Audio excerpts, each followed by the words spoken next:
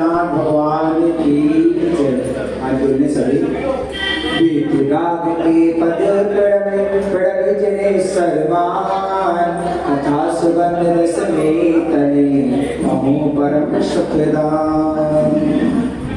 चलिए कथा प्रारंभ करते हैं, सुनते जाएंगे सभी, अच्छे सुनेंगे। जम्बूद्वीप के विराट पर्वत की उत्तर श्रेणी में श्रीमंदिर नाम का एक नगर है। वहाँ एक राजा प्रियंकर और रानी मनोरमा थी। सुबह अपने धन यौवन आदि के ऐश्वर्य से मनोरमत हुए जीवन के दिन पूरे कर रहे थे। धर्म उसे कहते हैं उन्हें मालूम भी नहीं था। एक समय सुप्त नाम के विराज के शरीर दिगंबर आहार के मित्र बस्ती में आए। उन्हें देखकर रानी ने अत्यंत घृणापूर्वक उनकी निंदा की और पानी की तेज मुड़ी पर थूक दी। जब विराज उनके शहर में आए तो उन्होंने क्या किया, पानी की थूक दी। और इसके बाद सोमनी तो अंतराय होने के कारण बिना ही आहार लिए पीछे बनने चले गए और कर्मों की विचित्रता का विचार कर संभाव धारण कर ध्यान में निमग्न हो गए। परंतु थोड़े देर पश्चात रानी मरकर सबसे पहले तो क्या हुई, गदी हुई, फिर सूकरी हुई, फिर कुकरी हुई, फिर वहां से मरकर मगध देश के वसंत नगर में विजय सेन राजा की रानी चित्रलेखा की दुर्गंधा नाम की कन्या हुई। सो इसके शरीर से अत्यंत दुर्गंध निकला करती थी। सोचिए, विराज के ऊपर और मात्र एक बार थूक देने से उसने जो पानी की पीती हुई थूक दी, उसके माध्यम से इतने सारे घरों के बाद और आगे बढ़ते जा रही इसका क्रम देखिए किस तरीके से है। एक समय राजा अपनी सभा में बैठा था कि धनपाल ने आकर समाचार दिया कि हे राजन, आपके नगर के वन में सागर सेन नाम के विराज संग पधारे हैं। यह समाचार सुनकर राजा प्रजासत्त वंदना को गया और भक्ति पूर्वक नतमस्तक होकर राजा ने स्तुति वंदना की। पश्चात सबने यथाशक्ति व्रत आदि के लिए, किसी ने केवल सम्यक ही अंगीकार किया। इस प्रकार उपदेश सुनने के अनंतर राजा ने नम्रता पूर्वक ये मुनिराज, यह मेरी कन्या दुर्गंधा किस पाप तो ऐसी ऐसी हुई है, सो कृपा कर कहिए। तब श्री गुरु ने उनके पूर्व भावों का समस्त वृतांत मुनि की निंदा आदि का कह सुनाया, जिसको सुनकर राजा और कन्या सभी को पश्चाताप हुआ।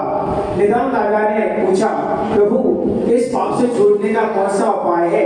तब श्री गुरु ने बताया, समस्त धर्मों का मूल सम्यक दर्शन है। सो अत्यंत देव निर्दंत गुरु को जन भाषित धर्म में श्रद्धा करके उनके सिवाय अन्य रागी दोषी देव वेशभूषी जो गुरु होते हैं वह अहिंसा में धर्म का परित्याग कर अहिंसा, सत्य, आचरण, ब्रह्मचर्य और परिग्रह प्रमाण इन 5 व्रतों को अंगीकार करें और सुगंध दशमी का व्रत का पालन करें, जिससे अशुभ कर्म का क्षय हो गए। मतलब देव साथ गुरु का विनय करनी है और जो अन्य धर्म है उन सभी का त्याग कर देना है, उनकी तरफ ध्यान नहीं देना।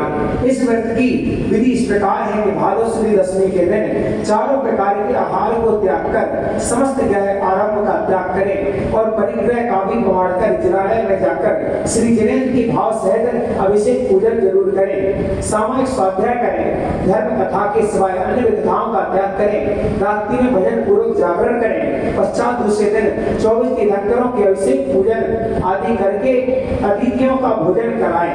मतलब मुनियाल का श्रावक श्राविका कोई अगर हमारे नगर में हो तो उनका अगले दिन भोजन कराना है, भोजन कराकर आप पारण करें। 4 प्रकार का दान देवे।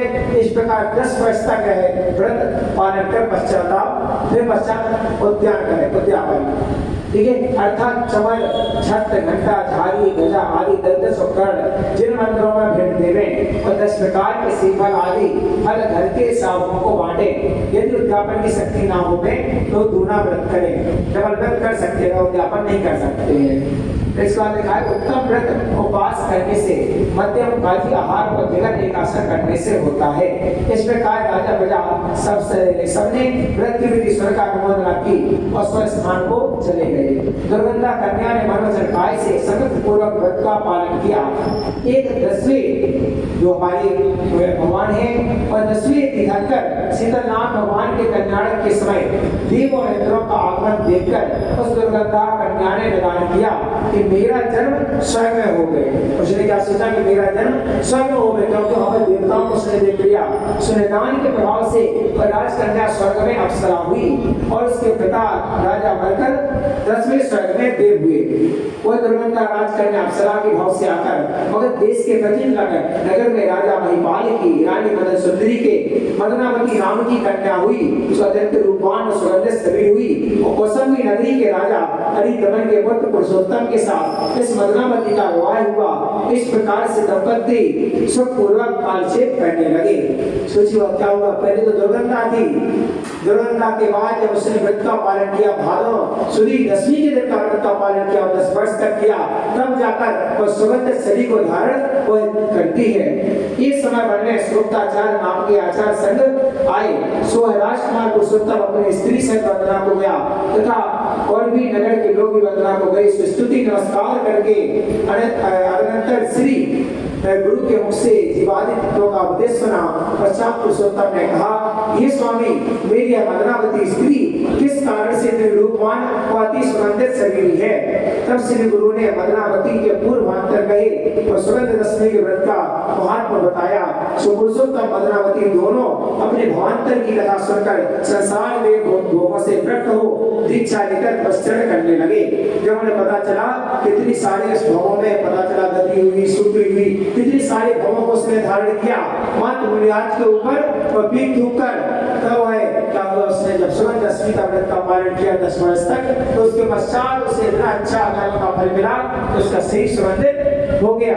इस बात करते हैं। इस प्रकार तपस्या के प्रभाव से मदनावती स्त्री ने निषेध करके 16वें स्वर्ग में देव हुई और वहां सागर सुख से आयु पूर्ण करके अंत समय चहकर मगध देश के वसुंधरा नगरी में मगध केतु राजा के यहाँ देवी पट्टरानी के कनक केतु नाम का सुंदर गुणवान पुत्र हुआ। फिर वो परवती एक अच्छे गुणवान पुत्र बनती है।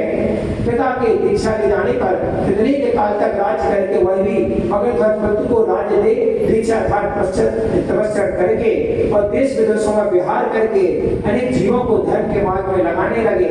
इस प्रकार कितने के काल कनक केतु मुनिराज को केवल ज्ञान हुआ और बहुत काल तक उपदेश रूपी अमृत की वृष्टि करके शेष घाती कर्मों का नाश करके परम पद मोक्ष को प्राप्त हुई। सोचिए वो कहां से कहां पहुंच गई, मोक्ष पद को प्राप्त कर लिया। और कौन थे? कनक केतु मुनिराज जो पहुंच गए। इस प्रकार सुगंध दशमी का व्रत पालन करके दुर्गंधावी अनुक्रम से मोक्ष प्राप्त हुई।